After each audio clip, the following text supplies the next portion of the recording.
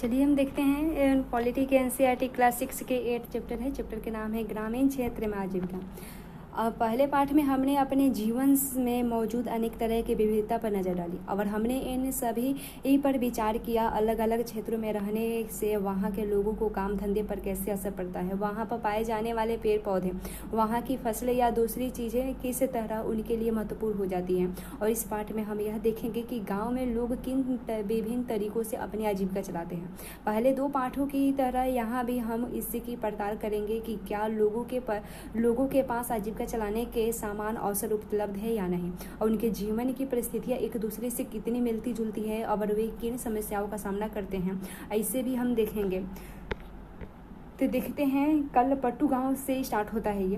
तो तमिलनाडु में समुद्र तट के पास एक गांव है कलपट्टू, और यहाँ लोग कई तरह के काम करते हैं। दूसरे गांवों की तरह यहाँ भी खेती के अलावा कई काम होते हैं, जैसे टोकरी, बर्तन, घर, ईंट, बैलगाड़ी इत्यादि बनाना। कलपट्टू में कुछ लोग नर्स, शिक्षक, धोबी, बुनाई आदि, साइकिल ठीक करने वाला और लोहार के रूप में अपनी सेवाएं देते हैं। यहाँ कुछ दुकानदार एवं व्यापारी भी हैं। जो मुख्य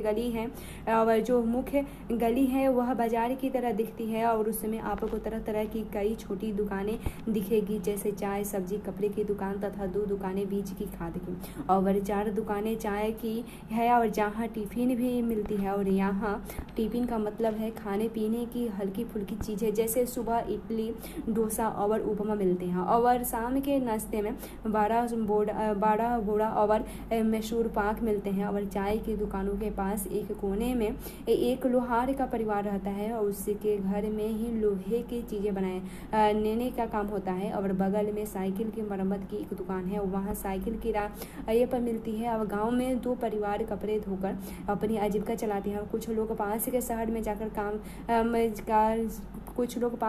में जाकर पास के शहर में जाकर मकान बनाने और लॉरी चलाने का काम करते हैं। और गांव छोटी छोटी पहाड़ियों से घिरा हुआ है और सिंचित जमीन पर मुख्यतः धान की खेती होती है। ज़्यादातर परिवार खेती के द्वारा अपनी आजीविका कमाते हैं। और यहाँ काम और नारियल के काफ़ी बाग है और कपास, गन्ना और केला उगाया जाता है। आइए कुछ लोगों से मिले जो कलपट्टू के खेती में काम करते हैं और देखें कि हम उनकी आजीविका के बारे में क्या सीख सकते हैं। तो तुलसी से मिलते हैं। हम सब यहाँ रामलिंगम की जमीन पर काम करते हैं और उनके परिवार के पास कलपट्टू में 20 एकड़ धान के खेत हैं। और शादी से पहले तुलसी कहती है, शादी से पहले भी मैं मायके में धान की खेती में ही मजदूरी करती थी और यहाँ मैं सुबह 8:30 से 4:30 तक काम करती थी। और रामलिंगम की पत्नी मरुथम्मा काम की निगरानी करती है। और साल में कुछ ही मौके ऐसे होते हैं जब मुझे नियमित रूप से मजदूरी मिलती है। यह उन मौक़ों में से एक है।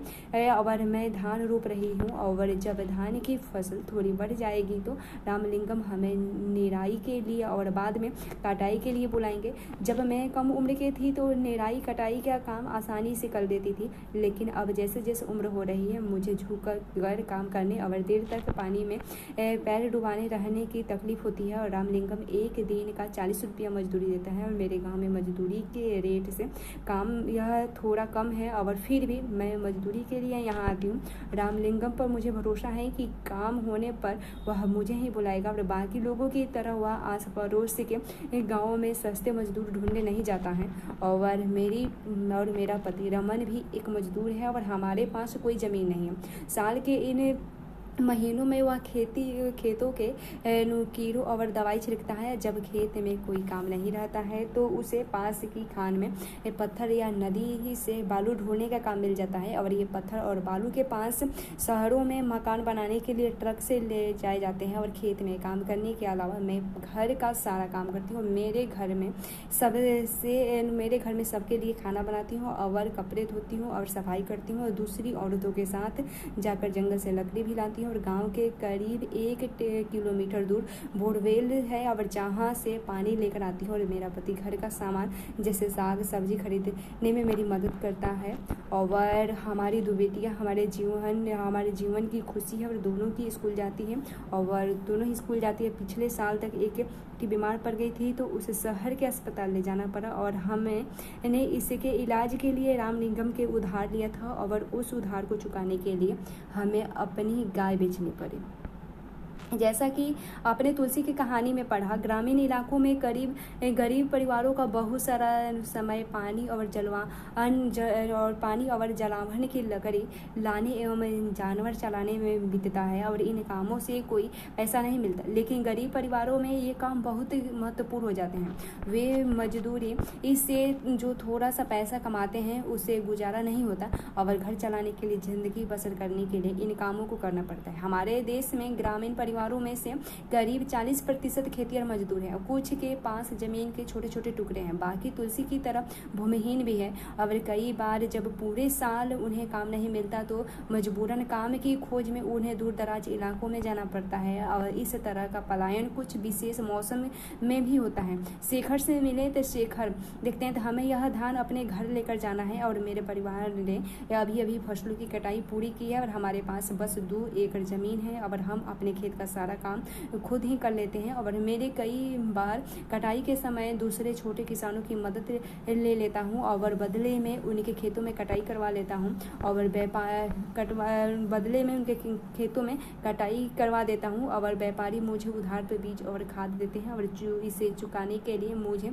थोड़े कम दामों पर उसे धान बेचना पड़ता है। अगर बाजार में बेचूँ तो ज़्यादा पैसे मिल जाएंगे, लेकिन मुझे उधार भी तो चुकाना है। व्यापारी ने किसानों को याद दिलाने के लिए अपना एजेंट भेजता है कि जिन किसानों ने उधार लिया है उसी को अपना धान बेचें और मुझे अपने खेत से 60 बोरी धान मिलेगा और इसमें से कुछ में से मैं अपना उधार चुका दूंगा और बाकी घर में ले जाऊंगा।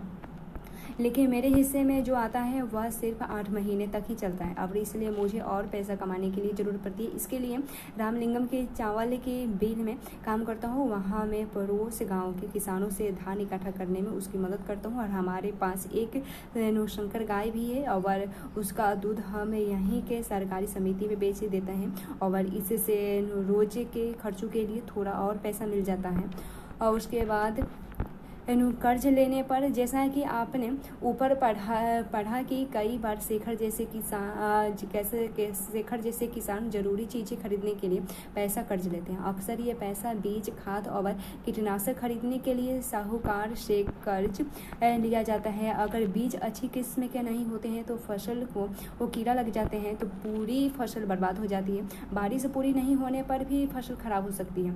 ऐसी स्थिति में किसान अपना उधार नहीं चुका पाते हैं। कई बार परिवार चलाने के लिए उन्हें और पैसा कर्जे के तौर पर लेना पड़ता है। जल्द ही एक कर्ज इतना बढ़ जाता है कि किसान इतना भी कमा ले वह उसे चुका नहीं पाते और इस स्थिति में कहते हैं कि किसान कर्ज तले दब गया है और पिछले कुछ सालों में यह किसानों की विपदा का मुख्य कारण बन गया है और कई क्षेत्रों में किसानों ने कर्ज के बोझ से दबकर आत्महत्या कर ली। रामलिंगम और करुथमा से मिले तो क्या कहते, जमीन के अलावा रामलिंगम के परिवार के पास एक चावल की मिल है और बीज और कीटनाशक बेचने के लिए एक दुकान है और चावल के मिल में उन्होंने कुछ अपना पैसा लगाया और थोड़ा सरकारी बैंक से कर्ज लिया और वे कल पट्टू और आसपास के गांवों से यही धान खरीदते हैं और मिल का चावल आसपास के शहरों के व्यापारियों को बेचता है और उनकी अपनी और इससे उनकी अच्छी खासी कमाई हो जाती है। भारत के खेतिहर मजदूरों और किसानों को देखें, कलपट्टू गाँव में तुलसी की तरह के खेतिहर मजदूर है, शेखर की तरह छोटे किसान हैं और रामलिंगम जैसे बड़े किसान हैं। भारत में प्रत्येक 5 ग्रामीण परिवारों में से लगभग 2 परिवार खेतिहर मजदूर होते हैं।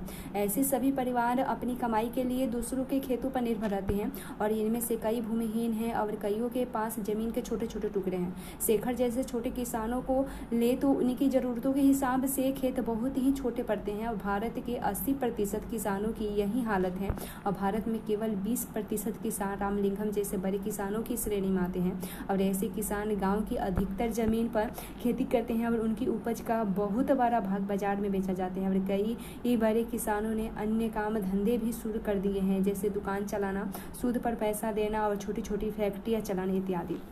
और हमने कल पट्टू में होने वाली खेती के बारे में पढ़ा। ग्रामीण क्षेत्रों में खेती के साथ साथ लोग जंगल की उपज और पशु आदि पर निर्भर रहते हैं। उदाहरण के लिए मध्य भारत में के कुछ गांवों में खेती और जंगल की उपज दोनों ही आजीविका के महत्वपूर्ण साधन हैं। महुआ बिनने तेंदू के पत्ते इकट्ठा करने और शहद निकालने और उन्हीं व्यापारियों को बेचने जैसे काम अतिरिक्त आय में मदद करते हैं। और इसी तरह सहकारी समिति को या पास के शहर के लोगों को दूध बेचना भी कई लोगों के लिए आजीविका कमाने का मुख्य साधन है। समुद्री तटीय इलाकों में हम देखते हैं कि पूरे से पूरे गांव मछली पकड़ने में लग गए हुए हैं। और आइए अरुण और परिवेलन के जीवन के बारे में पढ़कर मछली पकड़ने वाले एक परिवार के बारे में थोड़ा और जानिए। और यह परिवार कलपट्टू के पास पदुपेट नाम के गांव में रहता है। इसके पहले एक नागालैंड के सीढ़ीनुमा खेती के बारे में थोड़ा अध्ययन कर लें तो यह एक गांव है जिसका नाम चिजामी है और यह नागालैंड के एक जिले में है। और इस गांव में रहने वाले लोग चखे संघ समुदाय के हैं और वे सीढ़ीनुमा खेती करते हैं। इसका मतलब है कि किसी पहाड़ी की ढलाऊ जमीन को छोटे छोटे सपाट टुकड़ों में बांटा जाता है और उस जमीन को सीढ़ियों के रूप में बदला जाता है और प्रत्येक सपाट टुकड़े के किनारे को ऊपर उठा देते हैं और जिससे पानी भर जाता है और यह चावल की खेती के लिए सबसे अच्छा है। और उसके बाद चिजामी के लोग के पास अपने अपने खेत हैं, लेकिन वे इकट्ठे होकर एक दूसरे के खेती में भी काम करते हैं। वे 6 से 8 लोगों का एक समूह बनाते हैं और इकट्ठे मिलकर पहाड़ के एक हिस्से पर घास पतवार साफ करते हैं। जब दिन का काम खत्म हो जाता है तो सारा समूह इकट्ठे बैठकर खाना खाता है और ऐसे कई दिनों तक चलता रहता है जब तक काम खत्म नहीं हो जाता। उसके बाद देखते हैं अरुण और परिवेलन की कुछ जीवनी देखें उनके जीवनी के बारे में। तो पदुपेट कलपट्टू से ज़्यादा दूर नहीं है और यहाँ लोग मछली पकड़कर अपनी आजीविका चलाते हैं। उनके घर समुद्र के पास होते हैं और वहाँ चारों ओर जाल और कैटामरेन यानी मछुआरों की खास तरह की इन छोटी नाव की पक्तियाँ दिखाई देती हैं। सुबह 7 बजे समुद्र किनारे बड़ी गहमाग हमी रहती है और इस समय सारे कैटामरेन मछलियाँ पकड़कर लौट आते हैं और मछली खरीदने के बेचने के लिए बहुत सारी औरतें इकट्ठे हो जाती हैं। और वे ये कहती है कि मेरा पति परिवेलन, मेरा भाई और जीजा आज बड़ी देर से लौटे हैं और वे बहुत परेशान हो गई थी और ये सारे कैटामरेन में इकट्ठे ही समुद्र में जाते हैं। और उन्होंने बताया कि आज वे तूफान में फंस गए थे और आज जो मछलियाँ पकड़ी गई हैं उनमें से मेरे परिवार के लिए कुछ मछलियाँ एक तरफ उठा कर रख दी हैं और बाकी मैं नीलाम कर दूँगी और इस नीलामी से जो पैसा मुझे मिलेंगे वह 4 भागों में बांट दिए जाएंगे। अब 3 हिस्से उन 3 लोगों में बट जाएंगे जो मछली पकड़ने जाते हैं और बाकी एक हिस्सा उसे मिलेगा जिसकी नाव और जाल वगैरह होते हैं। और चूंकि जाल कैटामरेन और उसका इंजन हमारे हैं और तो वह हिस्सा भी हमें ही मिल जाता है। और हमने बैंक से उधार लेकर एक इंजन खरीदा है जो कैटामरेन में लगा हुआ है और इनमें से लोग समुद्र में दूर तक जा पाते हैं और ज़्यादा मछलियाँ मिल जाती हैं। नीलामी में जो औरतें यहाँ से मछलियाँ खरीदती हैं वे टोकरे भर कर पास के गांव में बेचने के लिए जाती है। और कुछ व्यापारी भी हैं जो शहर की दुकानों के लिए मछलियाँ खरीदते हैं। और मैं दोपहर 12 बजे तक की नीलामी का काम निपटा लेती हूँ और शाम को मेरा पति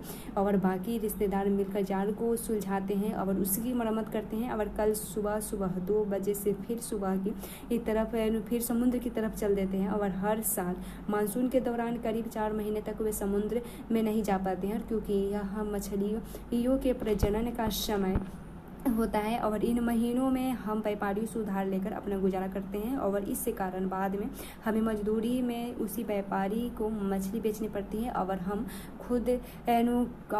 खुद खुली नीलामी नहीं कर पाते और वे खाली महीने काटना सबसे मुश्किल होता है। और पिछले साल सुनामी के कारण हमारा बड़ा नुकसान हुआ था। उसके बाद ग्रामीण क्षेत्रों में आजीविका के साधन। ग्रामीण क्षेत्रों में लोग अपनी आय विभिन्न तरीके से कमाते हैं। कुछ खेती बाड़ी का काम करते हैं और कुछ अन्य काम करके अपनी आजीविका चलाते हैं। खेती में कई तरह के काम शामिल है जैसे खेत तैयार करना, रोपाई, बुनाई, निगराई और कटाई करना। फसल अच्छी हो इसके लिए हम प्रकृति पर निर्भर हैं और इसी तरह के जीवन ऋतुओं के इर्द गिर्द ही चलता है। और बुआई और कटाई के समय लोग काफ़ी व्यस्त रहते हैं और दूसरे समय का बोझ कम रहता है। और देश के अलग अलग क्षेत्रों में ग्रामीण लोग अलग अलग तरह की फसलें उगाते हैं। फिर भी हम उनके जीवन की परिस्थितियों में लोग उनकी समस्याओं में काफ़ी समानताएं पाते हैं और लोग कैसे ज़िंदगी बसर करते हैं और कितना काम कर पाते हैं। यह सब इस बात पर निर्भर करता है कि वे जिस ज़मीन को जोतते हैं और वह कैसी है।